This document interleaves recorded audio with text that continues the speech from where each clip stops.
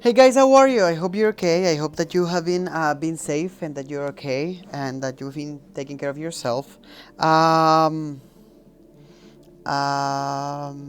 Last week we read chapter 15. You were supposed to finish chapter 15. If you didn't finish, go and finish. Because in there's a scandal. They tell you who was in Dauntless before Beatrice, and they tell you why her mother went to visit her, and she discovers some details about her mother that she didn't know, and they talk about kind of talk about what is it to be divergent, but they should not talk about it. So go and finish if you haven't. Pause it and go finish 15 because we're gonna start 16, and then you're gonna finish 16 alone, and that's gonna be a 2-day job. This video is gonna cover Monday and Tuesday, and then on Wednesday you're gonna have a video discussing all the questions, random questions that I gave you about the biomes. Most of you haven't sent me the questions with the answers on private message. Stop posting homeworks in the wall. I have told you many times they are going to be expired, and I'm gonna stop telling you, and you're gonna lose the points. Do not post the homeworks in the wall. Put them on the private messages. Don't WhatsApp me the homeworks, please. Um, so you have a practice assessment on Friday, and it's gonna be based on the video from Wednesday discussing all those questions. You were supposed to send those questions last Wednesday, but I'm gonna discuss them again this Wednesday because a lot of people haven't sent them. So I wanna help you. We're gonna discuss them on Wednesday. There's gonna be a video discussing them, and then so this is gonna cover Monday, Tuesday. Ready? Okay. Chapter 16. That afternoon, I go back to the dormitory while everybody else spends time with their family, and find Al sitting on his bed, staring at the space on the wall where the chalkboard usually is. Ford took it down yesterday so he could calculate our stage one rankings. If you remember, Al is the one that they were throwing knives at, and then Beatrice stopped them and she took his place.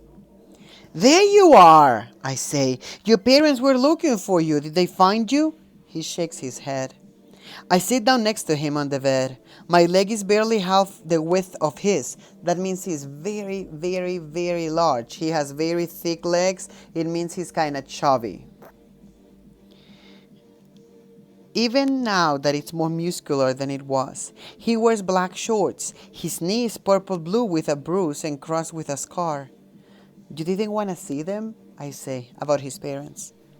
I didn't want to ask how I was doing, he says. I'd have to tell them and they would know if I was lying. Well, I struggle.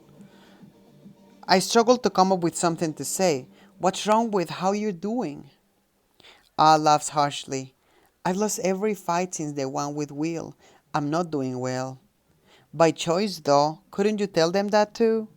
He shakes his head. That always wanted me to come here. Oh, wait. Sorry.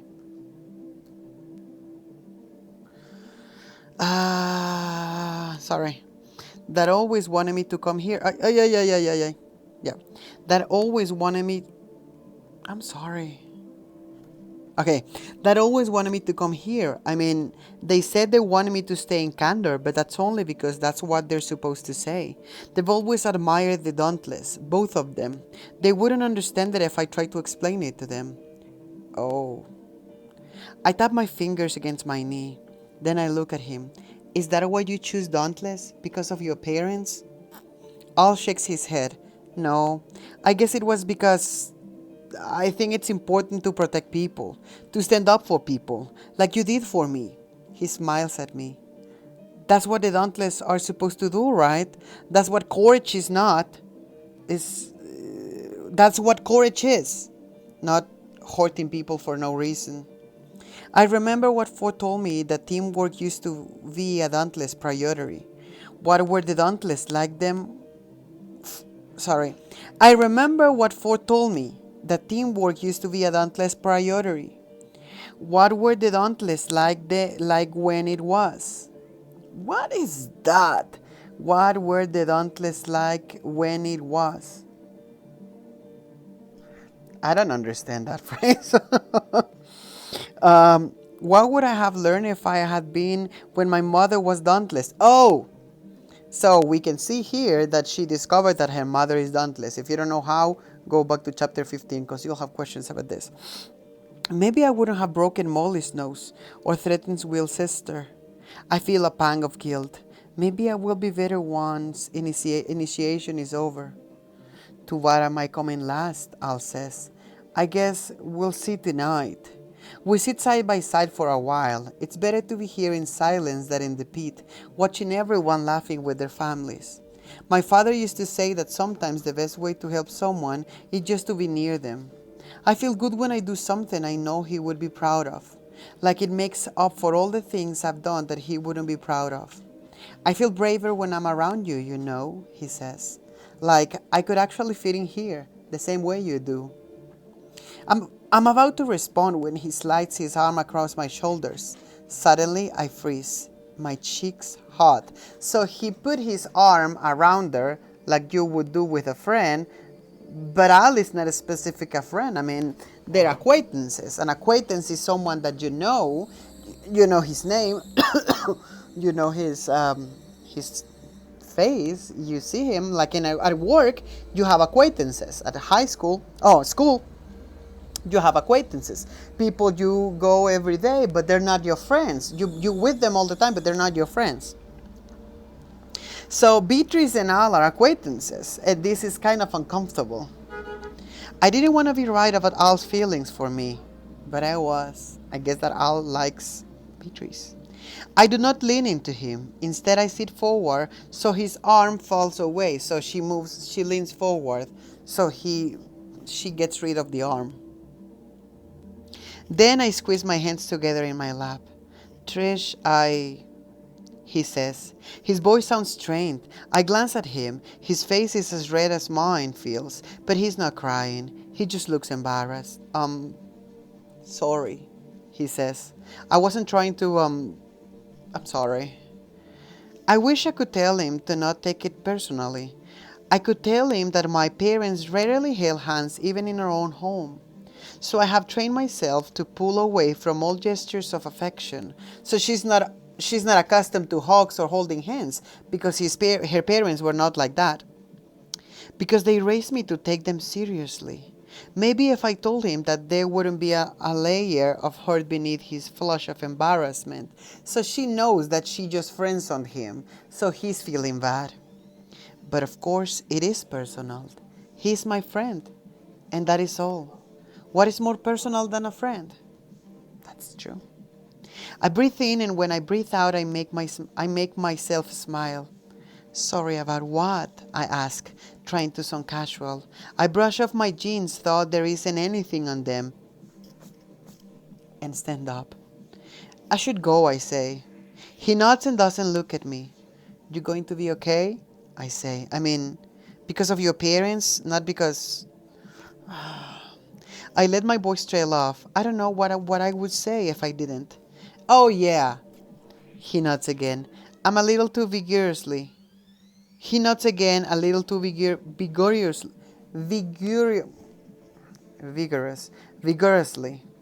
I'll see you later, Trish.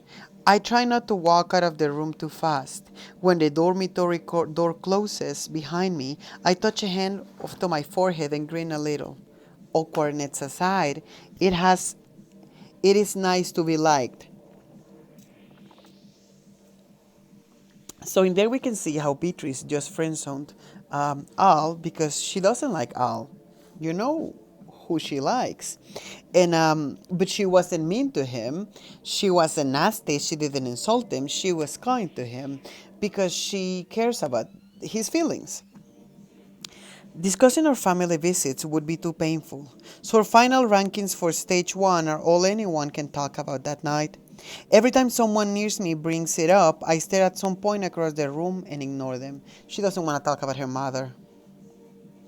My rank can be as bad as it used to be, especially after I beat Molly, but it might not be good enough to get me in the top 10 at the end of initiation, especially when the dauntless born initiates are factored in. You should remember that at the end of chapter 15, her mother gave her specific instructions of how she should behave around the rankings.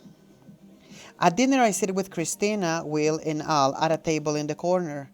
We are uncomfortably close to Peter, Drew, and Molly. Remember, Peter is the one that bullies her all the time, and Molly is the one she had a fight with, who are at the next table over. When conversations at a table reaches a lull, I hear every word they say. They are speculating about the ranks. What a surprise. You weren't allowed to have pets? Christina demands, smacking the table with her palm. Why not? Because they're illogical, Will says, matter-of-factly. What is the point of providing food and shelter for an animal that just soils your furniture, makes your home smell bad, and ultimately dies?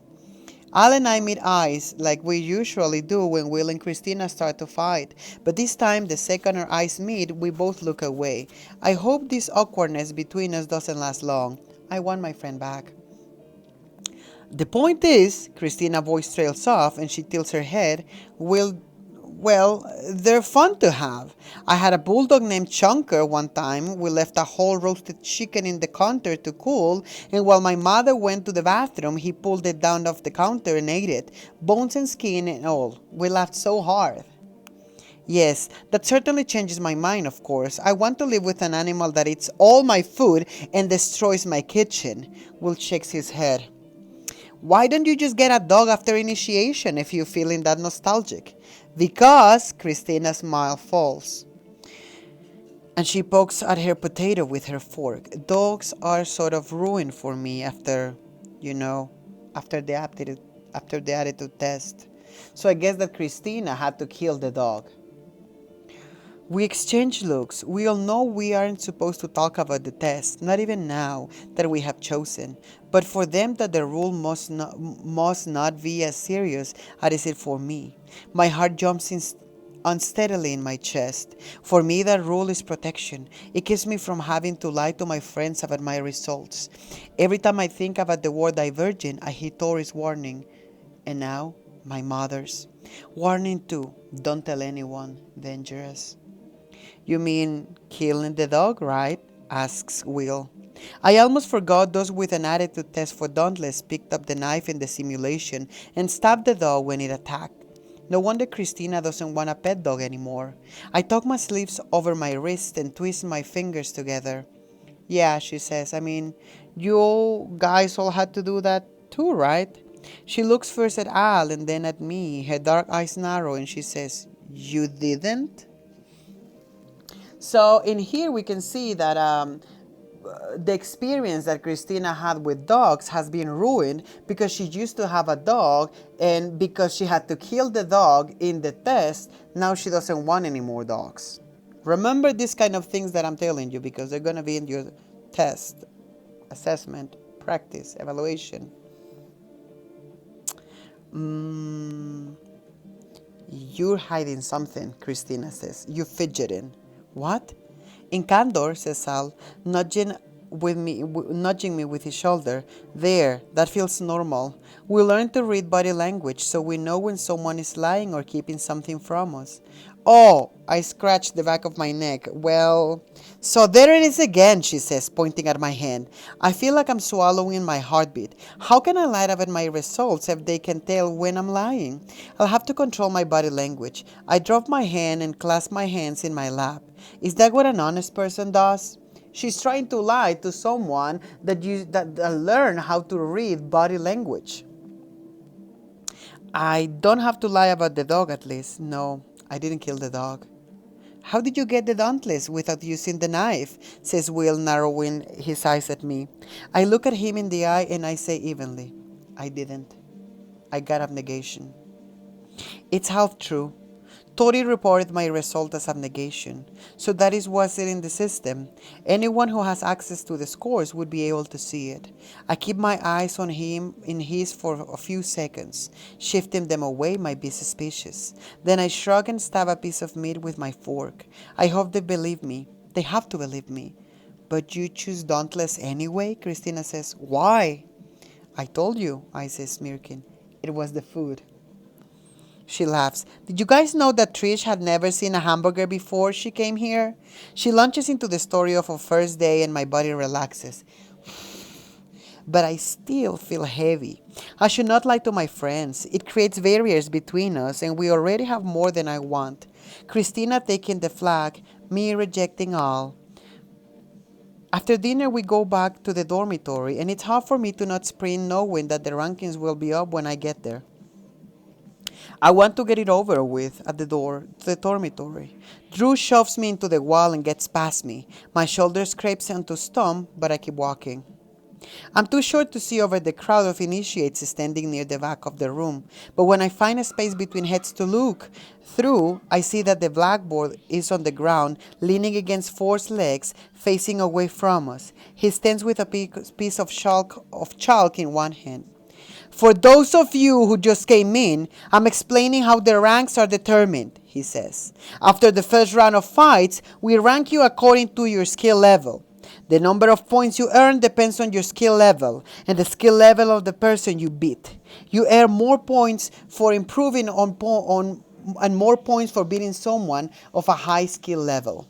I don't reward preying on the weak. This is cowardice. Cowardice. Cowardice. Cowardice. Cowardice. I think his eyes linger on Peter at the last line, but they move on quickly enough that I'm not sure. If you have a high rank, you lose points for losing to a low-ranked opponent. Molly lets out an unpleasant noise, like a snort or a grumble. Because Beatrice is in a lower rank and she has beaten Molly, that means that she's getting lower ranks because she was beaten by someone weaker. Stage 2 of training is weighted more than heavily than stage 1 because it is more closely tied to overcoming cowardice, he says. That said, cowardice is when you're not brave, when you're a coward. That said, it's extremely difficult to rank high at the end of initiation if you rank low in stage 1. Ooh. I shift from one foot to the other, trying to get a good look at him. When I finally do, I look away. His eyes are already on me, probably drawn by my nervous movement. We will announce the cuts tomorrow, Ford says. The fact that you are transfers and the Dauntless Board initiates are not, will not be taken into consideration. 4 of you could be factionless and none of them, or 4 of them could be factionless and none of you, or any combination thereof. That said, here are your ranks. So Dauntless born initiates are people that are initiates that they were raised between Dauntless since they were little, and then these people have advantage because they have been training their whole life. And then there's people like Beatrice that never trained and she's not born in the Dauntless. So they are, so either 4 people live from the born initiates that have trained all their lives, or 4 people from the new factions are taken out to be factionless. So let's read the ranks. He hangs the board on the hook and steps back so we can see the rankings. So the ranks are in order of who's the best to the very last who's the worst. Number 1, Edward. Number 2, Peter. Number 3, Will. Number 4, Christina. Wow, Christina's good. Number 5, Molly. Number 6, Trish. Yes. 6th. I can be 6th. Beating Molly must have boosted my rank more than I thought it would, and losing to me seems to have lowered hers. I skip to the bottom of the list. 7, Drew. 8, All. 9, Myra. All isn't dead last. But unless the Dauntless Board initiates completely fail their version of stage 1 of initiation, he's factionless. He cannot go back to where he used to be. He's gonna be without a faction. I glance at Christina. She tilts her head and frowns at the board. She isn't the only one. The quiet in the room is uneasy, like it is rocking back and forth on a ledge. Then it falls. What? Demands Molly. She points at Christina. I beat her! I beat her in the minute! And she's ranked above me? Yeah, says Christina, crossing her arms. She wears a smug smile. And? If you intend to secure yourself a high rank, I suggest you don't make a habit of losing to low-rank opponents, says 4. Trish. I suggest you don't make a habit of losing to low-rank opponents, says 4. His voice cutting through the mutters and grumbles of the other initiates. He pockets the chalks and walks past me without glancing in any direction. The words sting a little, reminding me that I am the low-rank opponent he's referring to. Apparently, they remind Molly too. You, she says, focusing her narrowed eyes on me. You are going to pay for this. I expect her to launch at me or hit me, but she just turns on her heel and stalks out of the dormitory. And that is worse. If she has exploded, her anger would have been spent quickly after a punch of two. Leaving means she wants to plan something. Leaving means I have to be on my guard. So this is where I'm gonna stop. You're gonna have to finish the chapter. It's a couple pages until you make it to chapter 17, and then remember that this video it's for the 2 days, so maybe you can only watch this for today, and then tomorrow you can continue reading until you make it to 17. Read it a couple times as I always tell you, and expect your explanation video on Wednesday before your assessment on Friday. See you guys.